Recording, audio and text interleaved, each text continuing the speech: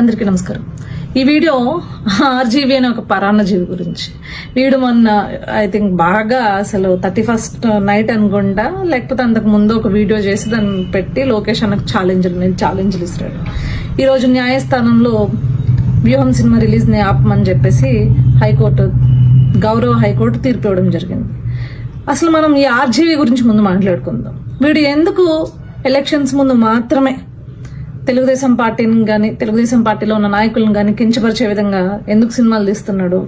గతంలో అంటే చంద్రబాబు నాయుడు గారు పరిపాలన చేసినప్పుడు మనం అభివృద్ధి చేశాము, అభివృద్ధి తాలూకా పనులు ప్రజలకు చేరినట్లే ఉంటే కనుక అవి జనాలు చూసి మనకు ఓట్లేస్తారు, ఎవడు ఏం చేస్తే మనకెందుకు. పాదయాత్ర చేసిన ఆ రోజు జగన్మోహన్ రెడ్డి పాదయాత్ర చేసిన ఇప్పుడు అడ్డుకున్న పరిస్థితి లేదు. అదేవిధంగా ఇలాంటి లేఖిగాళ్లతో ఎన్ని సినిమాలు తీయించిన జగన్మోహన్ రెడ్డి ఎప్పుడు కూడా అడ్డుకోలేదు.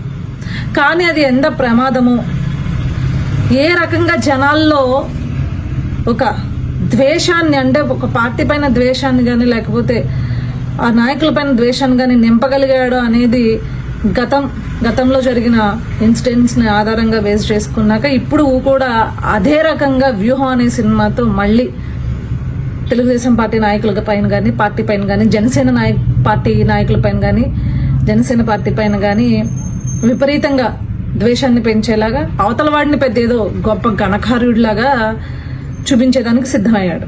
కానీ ఇది చాలా రాజకీయాల్లో ఉన్న పార్టీలని బేస్ చేసుకుని, నాయకులను బేస్ చేసుకుని ఇట్లా తప్పుడు సందేశాలు లేకపోతే తప్పుడు ఉద్దేశాలతో సినిమాలు తీయడం అనేది ఎంత ప్రమాదమో ఈరోజు గౌరవ న్యాయస్థానం వారు కూడా ఈరోజు అర్థం చేసుకున్నారు. అందుకే ఈరోజు ఈ తీర్పునివ్వడం జరిగింది. వీడు మొన్న బేబీ అంటూ భయంకరంగా వీడియో చేశాడు. ఆ బేబీ దెబ్బ ఎట్లుందో చూసావు కదా. పరాన్నజీవి, నీకన్నా అదన్నా నయ్యం.